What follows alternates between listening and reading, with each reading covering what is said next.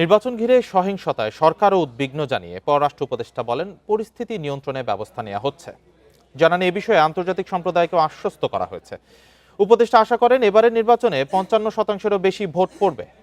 দুপুরে রাজধানীর এক হোটেলে ডিপ্লোম্যাটিক করেসপন্ডেন্স অ্যাসোসিয়েশন ডিক্যাপ আয়োজিত এক প্রশিক্ষণ অনুষ্ঠানের সমাপনী অধিবেশনে পররাষ্ট্র উপদেষ্টা এসব কথা বলেন।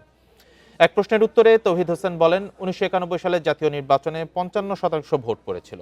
এবারে তার চেয়ে বেশি ভোট পড়তে পারে। নির্বাচনকে সামনে রেখে কূটনীতিক দৌড়ঝাঁপ প্রসঙ্গে উপদেষ্টা বলেন, নির্বাচন এলেই এই ধরনের কার্যক্রম একরকম সংস্কৃতি হয়ে দাঁড়িয়েছে। কারণ সমাজের একটি অংশ চায় বিদেশিরা বাংলাদেশের অভ্যন্তরীণ বিষয়ে মন্তব্য করুক। ভারতে আয়োজিত টি-20 ক্রিকেট বিশ্বকাপে পাকিস্তানের অংশগ্রহণ প্রসঙ্গে উপদেষ্টা বলেন, এটি পাকিস্তানের নিজস্ব সিদ্ধান্ত। মেজর ৩-৪টা পার্টি সবাই কিন্তু হার পক্ষেই বলেছে, কাজে আমার মনে হয় না এটা নিয়ে বড় কোনো সমস্যা সৃষ্টি হবে। কিছু লোক ভোট দিতে নাও যেতে পারে, এটা সবসময়ই হয়। প্রতি নির্বাচনে কিছু মানুষ ভোট দিতে নেয়, এবার কি কিছু বেশি ভোট দিতে না যাবে কিনা এটা আমি বলতে পারবো না।